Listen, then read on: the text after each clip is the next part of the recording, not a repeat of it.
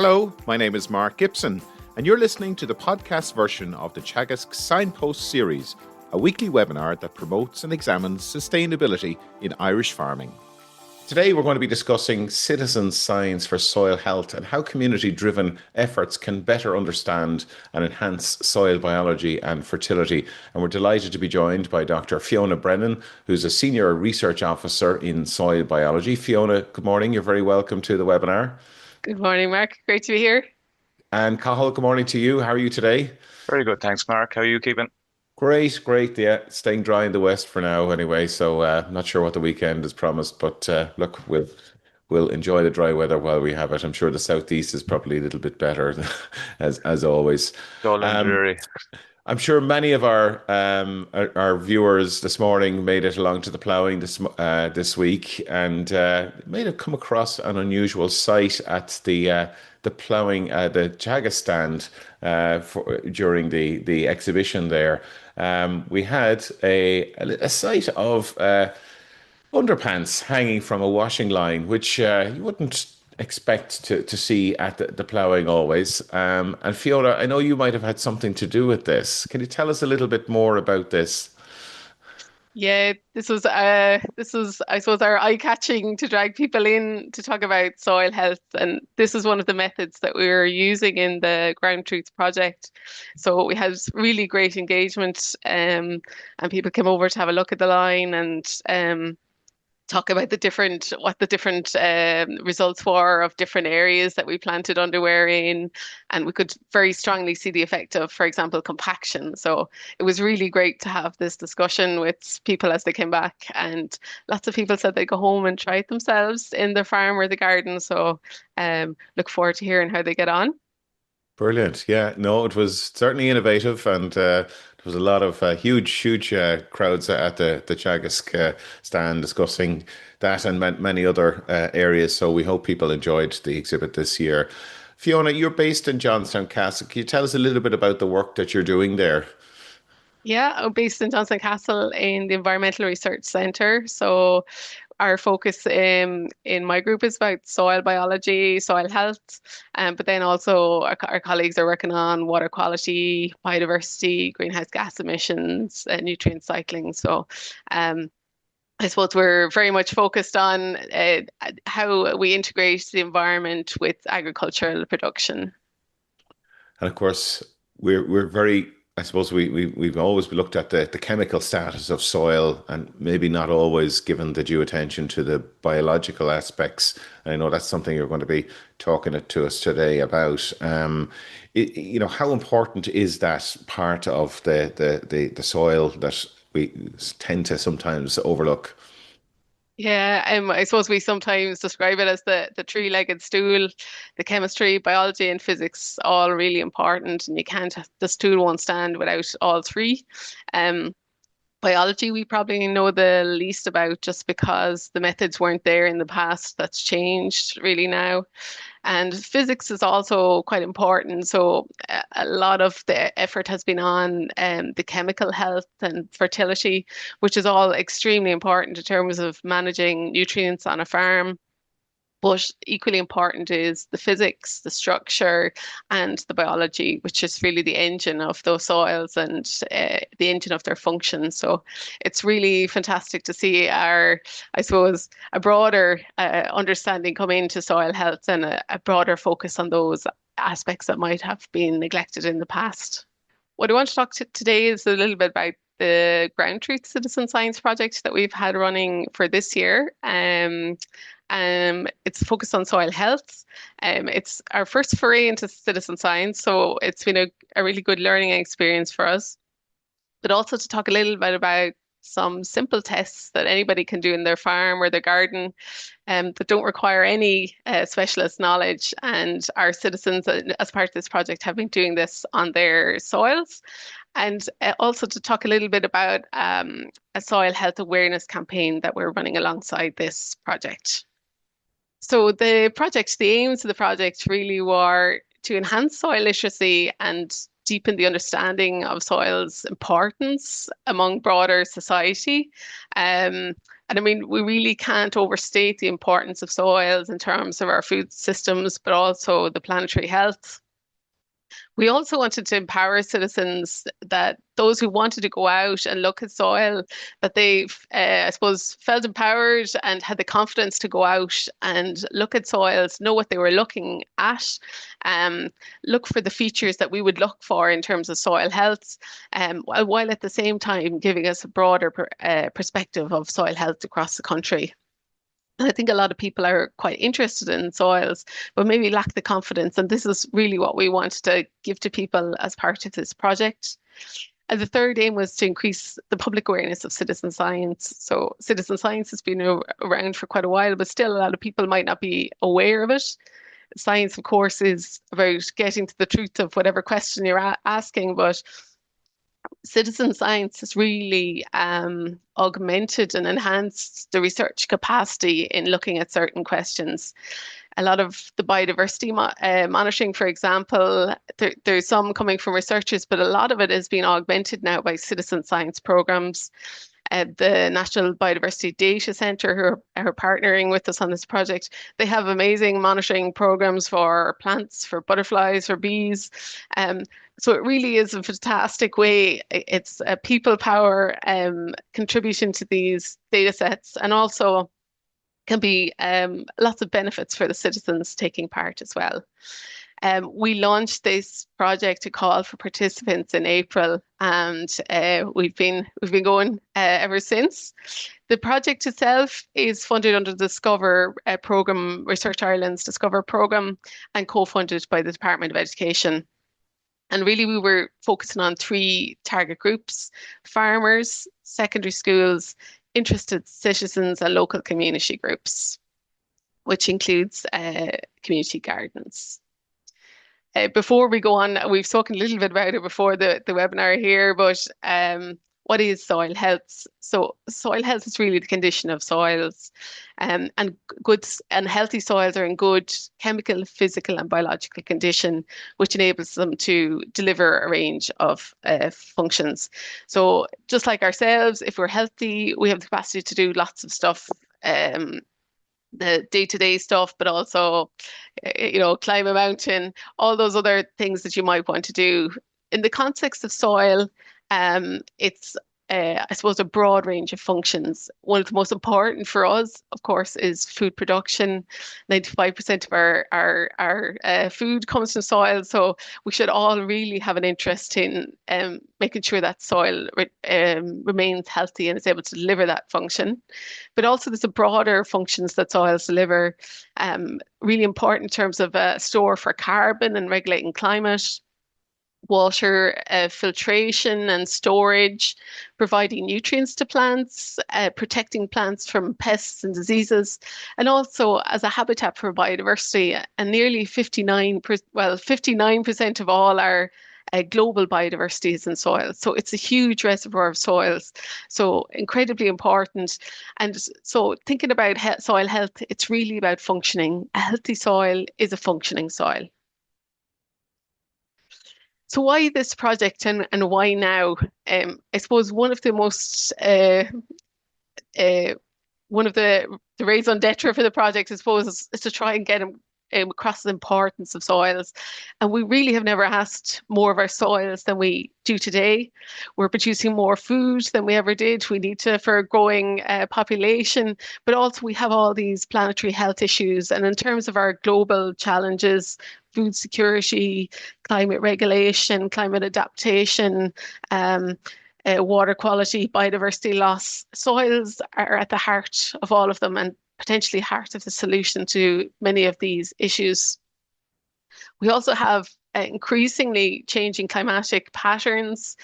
More extreme weather events are becoming the norm, flooding, drought, sometimes both in the same year. And this is putting increasing pressure on soils. So there has been, because of this and because of concerns about soil degradation, so 60 to 70% of EU soils are currently considered unhealthy, at a cost to the European taxpayer of about 50 billion per year. Now, Ireland generally is on the better end of the scale in terms of soil health, but no member state can be complacent because of the importance of this resource. So there's been a number of different efforts. For example, there's now a soil strategy for the EU. Soils is one of the four missions, the major missions or major goals for this framework of the EU, framework period of the EU. Soils is up there with five different missions. So I suppose it underlies the importance of that. And as part of that, there has been, I suppose, an advanced discussions about the a proposed development of a monitoring law as part of that strategy. So there's a lot of efforts at the moment in terms of, I suppose, how to integrate soils into policy, how we manage our soils, and indeed what indicators we should look at to evaluate soils. So as part of the strategies, what was laid out in the aims for that strategy was that all member states would demonstrate significant improvements towards agreed thresholds of soil health indicators. And also in it was training, education, communication, and citizen engagement are to be embedded into all activities. So this is another reason why we determined to do this citizen science project. There's also been a decrease, I think, in broader society of soils literacy. Less people may be growing their own food themselves. And even through the education system, I think soils education got somewhat compressed as other modules and other subjects became available. So people's general background knowledge of soils is probably lower than it was. But that is beginning to change, and I think people are beginning to think more about soils. And there are some new modules, for example, in the secondary schools now that incorporate some soils. We've also seen increased demand for practical tools among managers of soils. Farmers who'd like to go out and look at their own soils, or gardeners, and make an assessment. So again, this was something we felt we could deliver a little bit in this project. And just in terms of the importance, so we've talked about farmers, but also advisors. This was an interesting survey done by Donald Brennan as part of his master's, where he surveyed 178 advisors. There'll be a mix of Teagasc advisors and also private advisors. And 99% thought soil health was important, which was good to see. And over half had queries from farmers, but greater than 40% rated their knowledge of soils as poor or moderate. And greater than 80% felt that they could do with some additional training in soil health. So we felt with this project also to try and make some resources available for people to make it easy for them if they wanted to have discussion groups on soils, that you know, the material was there and that they had some support in delivering that. We've also seen increased demand for education materials. As I mentioned, there's a couple of new subjects coming in around climate, and which soils would be part of. Also, transition year programs. The Leaving Cert Applied have an agriculture and horticulture module, and further the ag science. Those that are doing ag science for their projects, soil is often considered a good one for doing ag science projects. So we are getting increased demand for educational materials. So that's something that we really wanted to deliver as part of this project, and to provide some resources for teachers who wanted to expand what they were doing in terms of soil in the classroom. Also timely was there's recently been an evaluation of soils education. This is a European project called LOIS that TU Dublin are the Irish partner on. And they have done an assessment of Irish education, soils education through all education levels in the Irish education system. And their finding was that we need to create more accessible engagement soil health education opportunities for the general public. They mentioned hand-on experiences linking to the ecological perspective, linking to, for example, climate, etc. And also the need for outdoor learning activities. So this is something that we used as a framework for developing what we did in this project. And I suppose this, I think I've said already, this is our first foray into citizen science. So it was kind of a pilot to see how it would go. I'm sure we've made lots of mistakes along the way, but we've learned an awful lot, and it's been a really good um, learning for us on how to deliver a project like this. So what will the project do? So the first thing we did was we established a stakeholder group, and this group of people have been absolutely fantastic in directing us and helping us along the way. So composed of farmers, gardeners, teachers, policymakers, those with experience in citizen science. They've been really fantastic, holding our hand all along the way and helping us deliver the best material we can. We developed a resource pack for 4 simple methods that people could do on their own soils, and we'll talk a little bit more about that later on. We also wanted to create educational material on soil health, as we do have special material for schools. Video content around soil health. We wanted some practical videos that could show what to look for when you go out in soil, to explain some of the basics of soil. What does compaction look like? What does a pore look like? You know, what does an aggregate look like? Some simple videos that give people that information. We also wanted to raise awareness through a social media campaign, webinars like this morning's, podcasts and press releases. And we will have a dedicated soil health awareness campaign, a soil health week next week. So I'll tell you a bit more about that a little bit later on, but that's kicking off. And then finally, we'll have a celebration of soils on World Soil Day, the 5th of December, where we will have the final meeting of this project group, bringing together all the results and just a general celebration of soils. So for the participants then, what were the benefits of taking part? Well, one was to enhance their knowledge, and there was absolutely no level you needed to have going into this project. You could have no knowledge of soils or be very expert in the soil. So it was designed for everyone. You had access to the resources. You were to participate in the events. You got to meet other like-minded people, and we had real great fun meeting a lot of participants at the ploughing and other events recently. So that was absolutely brilliant. We have some small engagement prizes for each stakeholder category for getting involved in the project. We have lesson plans and exam questions for teachers. So again, additional teaching supports. The participants are also getting the opportunity to contribute to national monitoring. For example, some of the biodiversity data monitoring will be going towards the national national campaigns that are already there and led by the Biodiversity Data Centre. And also, importantly, we wanted this to be fun. The people have a bit of crack, and I do certainly seem to be having a bit of crack getting involved.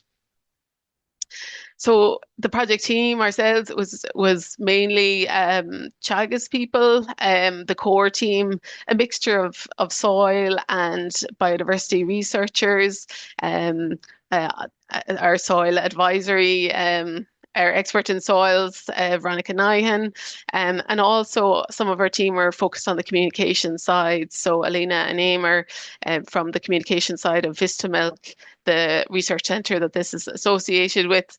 And we were ably helped by some fantastic interns, media interns that we had for the summer, and also a STEM intern. And they created a lot of the content for us. So in addition to this core team, we had great support from colleagues both in Teagasc and externally that have rowed in behind this campaign to help us out. So we launched in April, and we were really overwhelmed with the response. We had only anticipated taking in about 100 for this pilot project, but when we opened it, so many responses came in that we changed things around a little bit to see if we could increase the intake. So about 240 citizens have got packs, and these were selected based on representation across the different stakeholder groups, geographical spread. We particularly wanted to include people in the west of Ireland and the south of Ireland that might not get so much opportunities to engage with STEM programs. And then we designed it in such a way that any additional participants that were interested in joining, that they could also join. So everything is available on the web page. And also a lot of the materials are either things you'd have at home yourself, or they're very cheap to pick up. So we really wanted to make it something that could be used into the future after Ground Truth has finished. The Biodiversity Data Centre also running a garden citizen science project. So they rolled out the Ground Truth methods throughout that, which was great. And some of our advisors have been rolling it out across their farmer discussion groups. So that's been working really well. There's a lot of competition now on the underwear degradation, but it's all good fun, and it's really bringing the conversation around soils.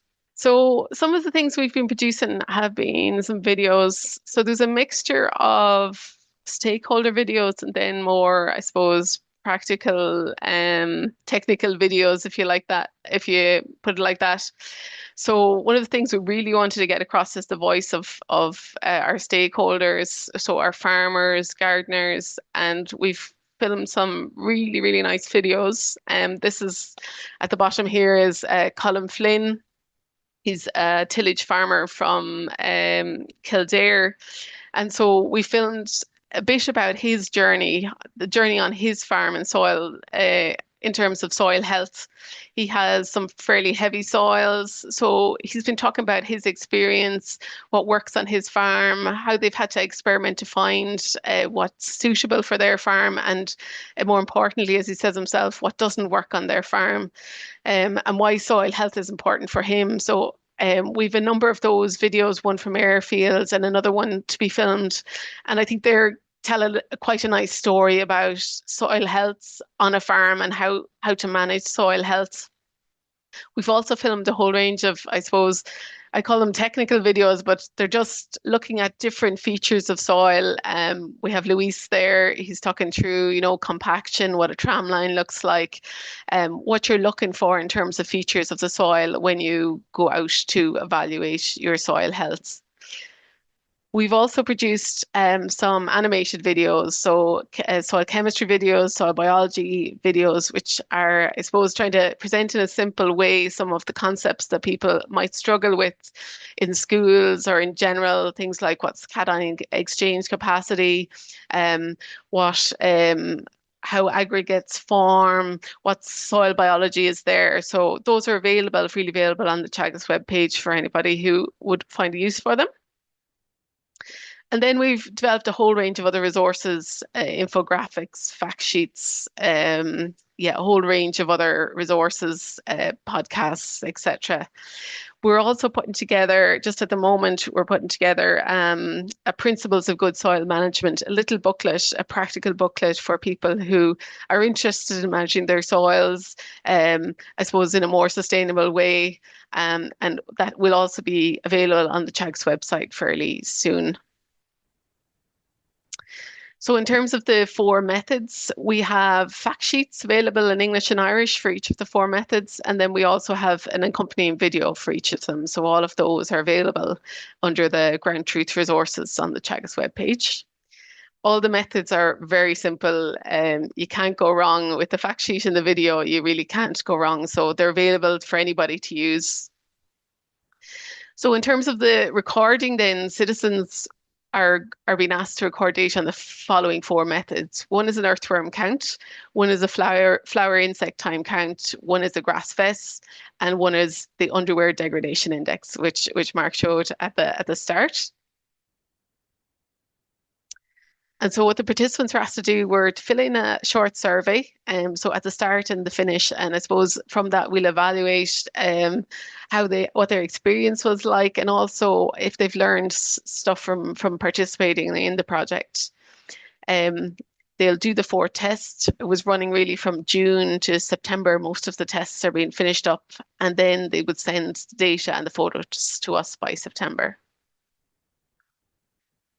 In the packs that we sent out, then there was the how-to guides, 2 pairs of cotton underwear, 2 flags, the record sheet for putting in the results, the ABC of soil structure booklet, and And for anybody who's interested in soils, it's a great little booklet, and it's also freely available on the Teagasc web page. We'll have some of them at the events coming up, hard copies. But if you're interested in soil, it's a great little book that you can have a look at in your own time.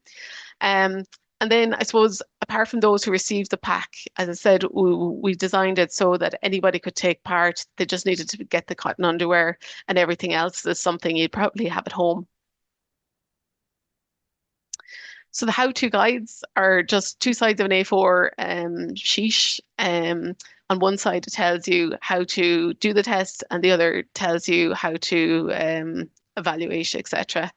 They're really simple. I say they're in English and Irish, and yeah, I do laminate a few because when you're bringing them into the field just to keep them dry. But yeah, and they have the video associated. And then this is just a soil record sheet. So the fit data was going to be returned directly to the Biodiversity Data Centre through the fit app, and everything else will be returned to us. So our citizens are in the process of returning that to us at the moment, but very little information that we required, and it's only a couple of numbers to put into the page for the test results. So what will we do with the data? So the fit count data I mentioned, it's going to be used for the national monitoring of pollinators. So that's really fantastic that we can add to that scheme, which is brilliant in terms of giving us a national picture of pollinators across the country. All the data then will be analysed by some Teagasc scientists, myself and some of my colleagues on the biodiversity side. And then we'll provide a summary to give a national view of soil health and the biodiversity. And then we'll present the full results on World Soil Day. What we asked each of our citizens to do is pick 2 contrasting areas so that you have a direct comparison on the farm. For example, one, if it's a farm, physical damage versus undamaged. This could be, around a cattle trough or around a gateway where you can see that there's poaching or there's machinery damage. You could compare headlands, which tend to get a lot more traffic, by the centre of a field, a silage field versus a grazing field. And then if you're in a garden or a school, you could look at a compacted path, for example, versus a playing field, long grasses versus under a tree. So just to have 2 comparisons on your site so you can see the effect of management and having them on a similar soil type.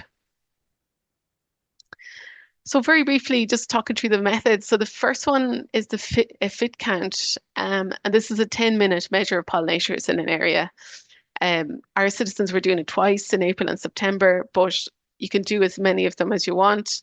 And one question we often get is, so why are we looking at pollinators in a soils project? But of course, many of our bees, for example, our mining bees, live in soil, so they're a part of the soil biota.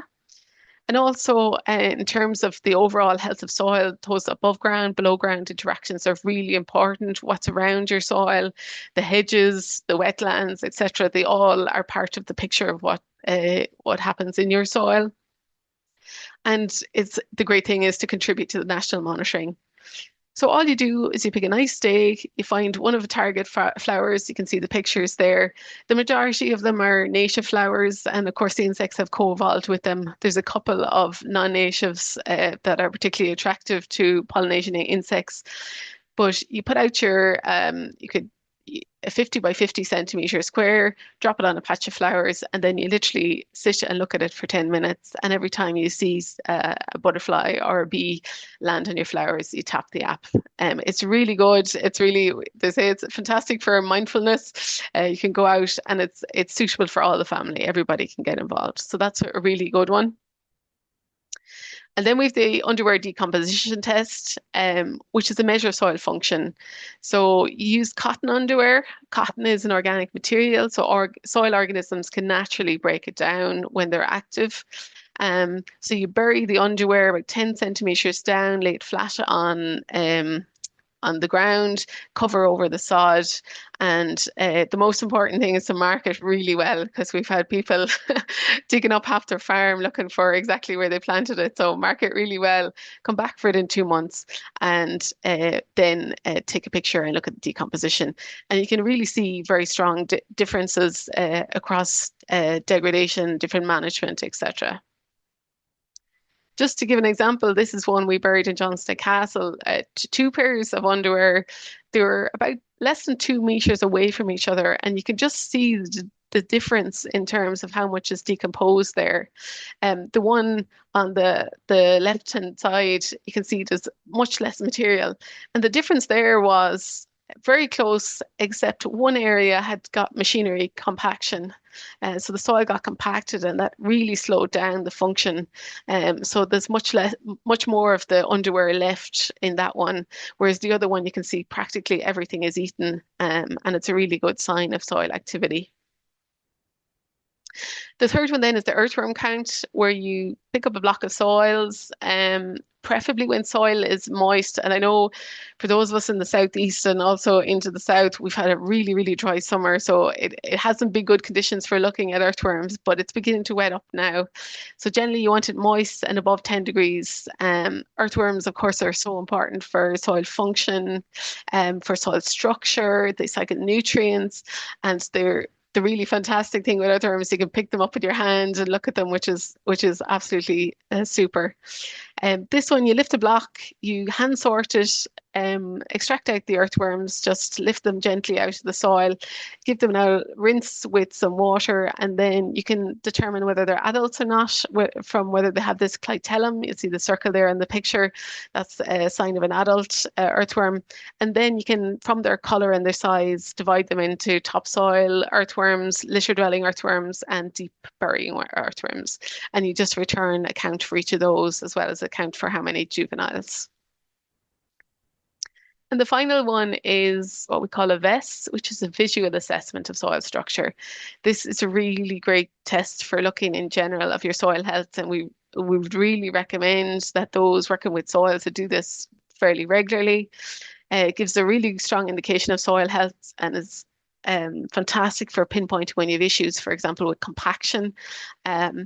And again, you just dig out a block. You only need a spade and maybe a tray to put it on, drop on the block onto it, and then separate the block out, or just divide it in two, open it like a book is what we say, and then look at the different layers of soil. So you separate out the rooting zone from the below the rooting zone, and you look at a range of simple characteristics, things like, are the aggregates angular? Are they round? Are they loose? Can you break the soil easily with your fingers? How far do the roots go down? None of it is difficult. It's just knowing what you're looking for. And there's a lovely little scorecard that talks you through all of the various steps, and then you get a score on what your soil health is like. So it's really, really informative and well worth doing. That's the best. Our assistants have also been posting on social media, which is really fantastic to see. So, and I think we'll see a lot more of this in the coming weeks. So everybody seems to be enjoying giving it a go, and yeah, seeing how they get on.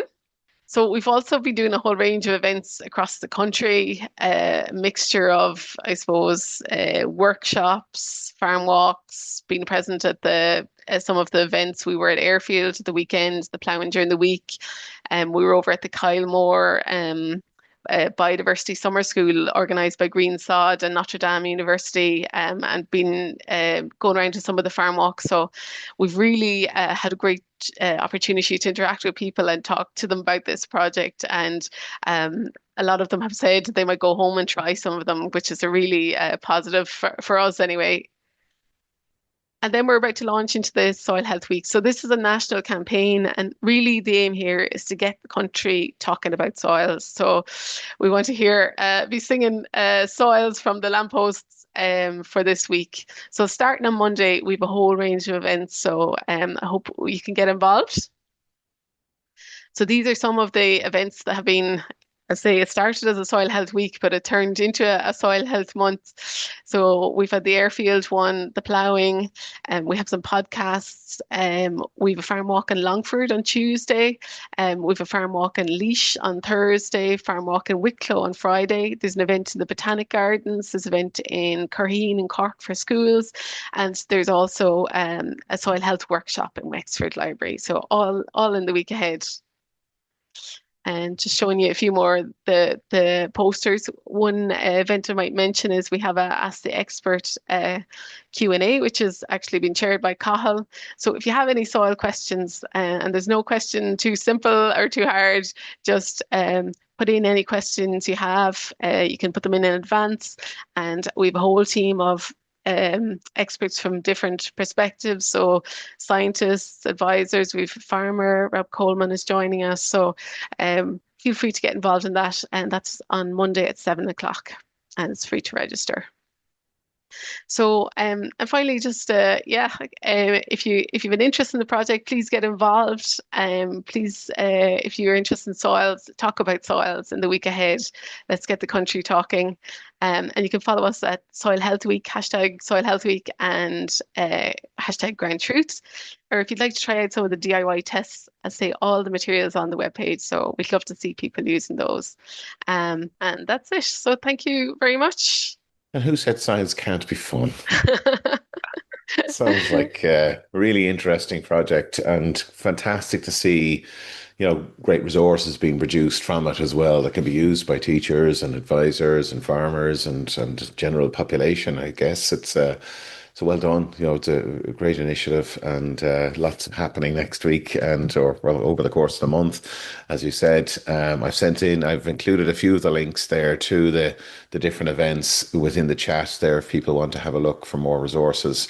The website it's really the Teagasc. We'll go to the Teagasc website. Is it for main information? Yeah, for Soil Health Week, yeah, if you search for Soil Health Week Teagasc, you'll get in on that page with all the events. The resources are on the Ground Truth webpage, so Ground Truth Teagasc, and click on the resources link, and we'll be putting more up over the next couple of weeks and months. So there'll be more stuff coming on that webpage, but they'll be there into the future, so people hopefully will be able to use them.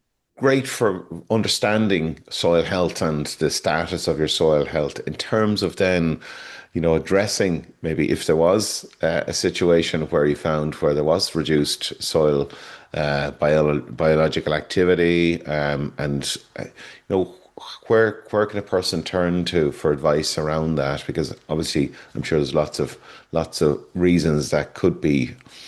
Yeah, absolutely. Well, hopefully the little booklet that we're producing on will give some practical advice on, for example, if it's biological health you're concerned about.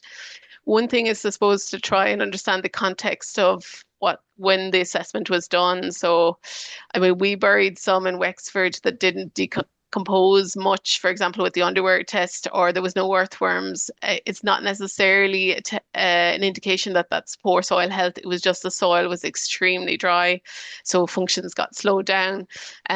But in general, if that isn't the case, if there's no environmental reasons why you would expect poor activity, you could have issues such as compaction, which your physical test will help you with. If you wanted to get more biological activity, getting organic matter in is really one of the most important things you can do. If that's in your garden, it could be compost, or if it's on a farm, using those farmyard manures and the other sources of organic material that you have on farms. And you can see, for example, we often see with silage blocks that are off a farm that might have vegetation being harvested all the time but aren't being grazed because they're off the block. In those sorts of contexts, you can see a rundown of soil organic matter, and that can really impact soil biological activity. So in terms of nutrient management and making sure that those soils where you're taking off a harvest, that some material has been returned to those in the form of carbon. And and making sure the physical, they say build it and they come, and that's totally the true with biological. If your soil is in good physical and chemical health, the biology will be there. So making sure that the structure is good. Compaction is a big issue, particularly on those heavier soils. And really compaction just compresses the whole soil, pushes out the pore space. And what a lot of people don't realize is a lot of the biology lives in the pore space. So you've literally got rid of their habitat. So making sure that those soils are well looked after is important in terms of the biology, and maybe getting some diversification in there so that you have, as well as above ground, you have below ground, you have this diversified habitat for those organisms. Yeah, I'd say a lot of farmers maybe not always fully appreciate the damage that heavy vehicles or incorrect tires and wet soils can do, and the impact that that can have on the biology, the performance of the soil overall. You mentioned World Soil Day in your presentation there. I see it's happening on the 5th of December, and there's some very interesting and elaborate resources available there on the FAO website. Could you tell us a little bit more about what's happening there? Many people probably didn't even know such a day existed. Yeah, so I'm not sure when World Soil Day started, but it's been running for years. And there was the International Year of Soil in 2015, but it's a one day every year, and there's a whole range of events all across the world, really, and to get build the awareness on soils and provide opportunities for people to attend webinars or attend practical events or just really take the day and celebrate soil. So it's a great day. And there's lots of events online and in person. So if you go to the FAO webpage, I think they have a map of all the events and where they are. Perfect. We'll have our own event probably in Portlaoise, so everybody is welcome to that. Great. Thanks, Fiona. Cathal, lots of really good questions coming through there. Yeah, loads of questions, Mark. Fiona, lots of comments. Really enjoyed your presentation. So it's gone down a treat with people. So really nice comments coming in there. Just come back to near the start of your presentation. I think you had a slide on the percentage of soils in Europe. I think it was 60, 70% that were unhealthy. What do you mean by not unhealthy is the question. So they have some level of degradation. So they might be still functioning quite well, but compared to what their capacity could be at full, that they're considered less than ideal health. Um, as I say, we're probably on the better side of things, Cathal, in Ireland because of our management systems and our climate, and that we have small field size. But we definitely see this in European projects, particularly in those drier countries like the Mediterranean, Spain. They're having a lot of difficulties, very dry conditions. Soil organic matter is very, very low.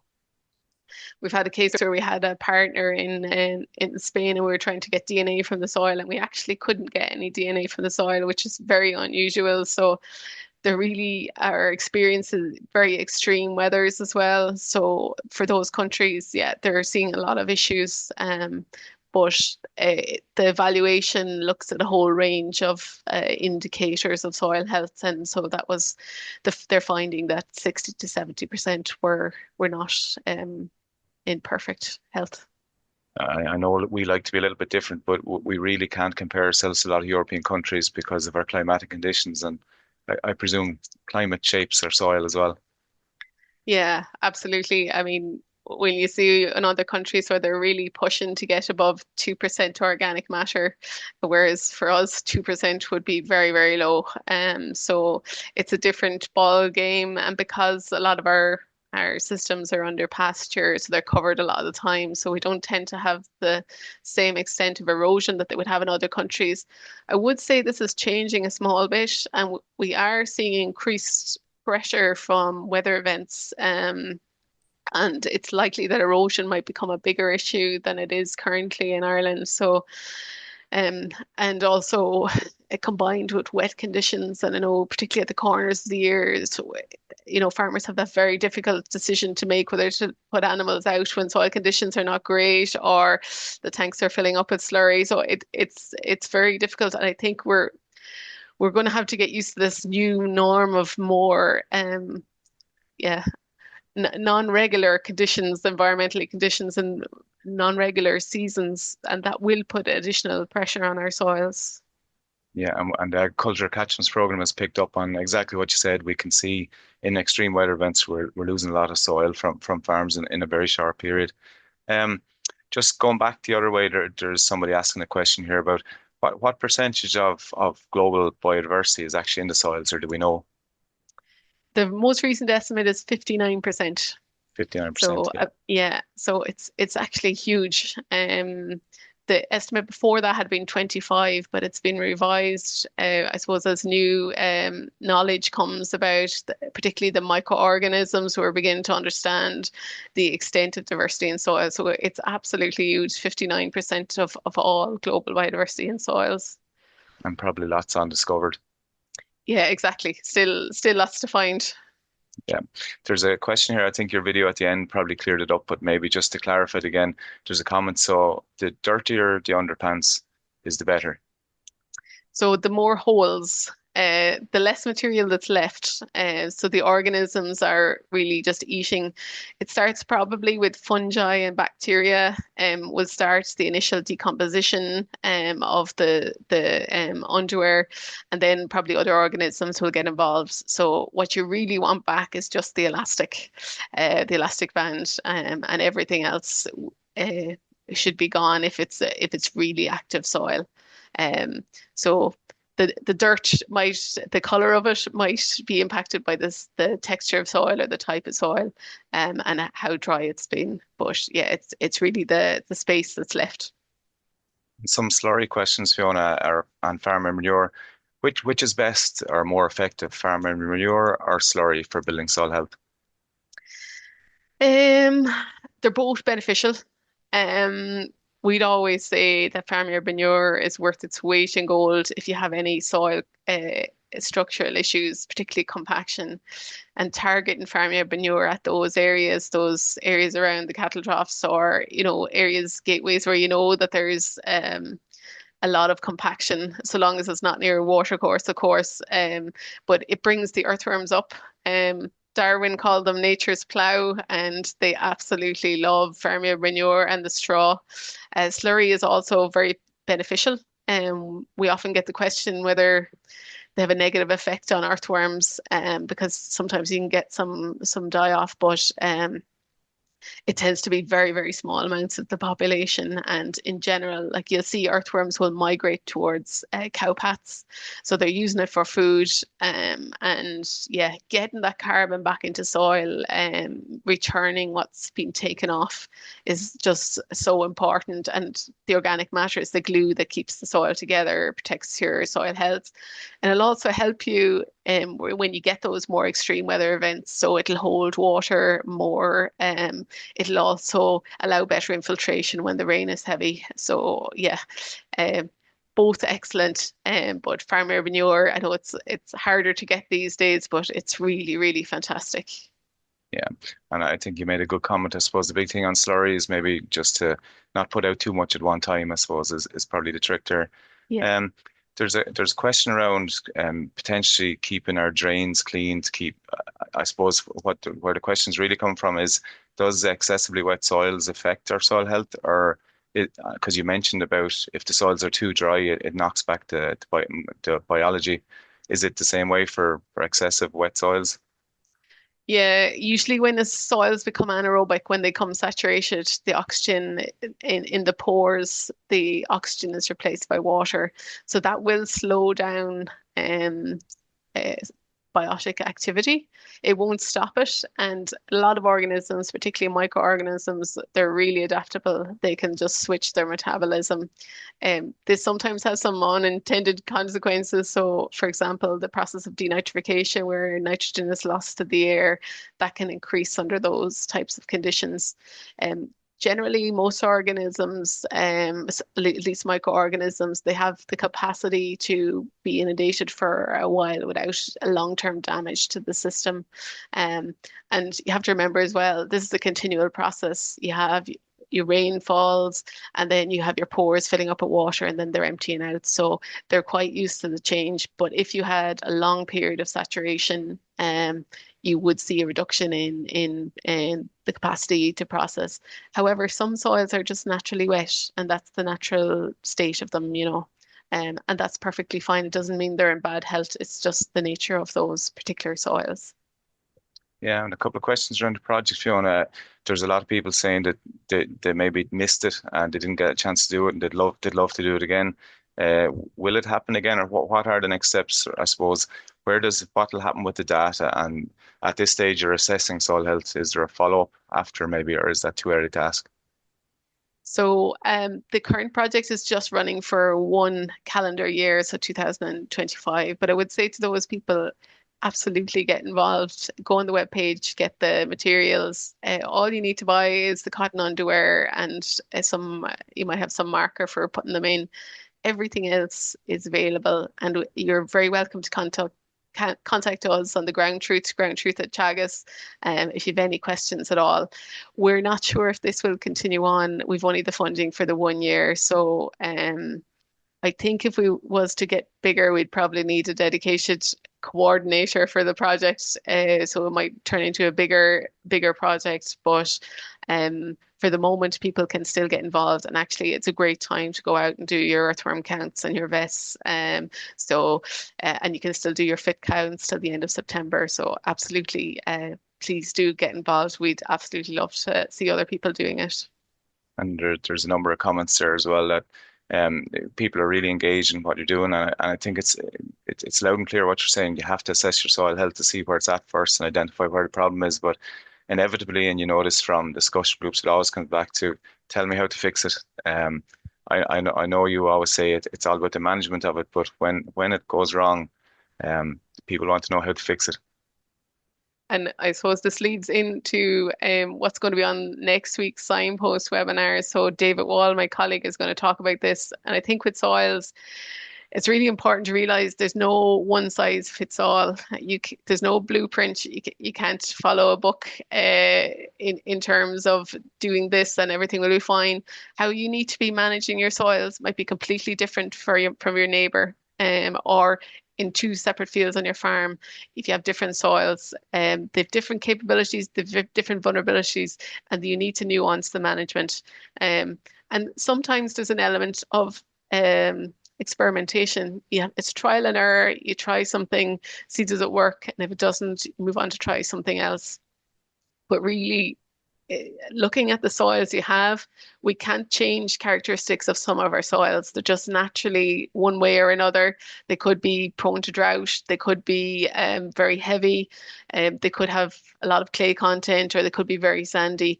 Those natural properties of soils, they I suppose win out all the time in terms of what the soils can do, but how you manage on top of that makes a big difference, and using management that's appropriate for the soils you have and the system you have.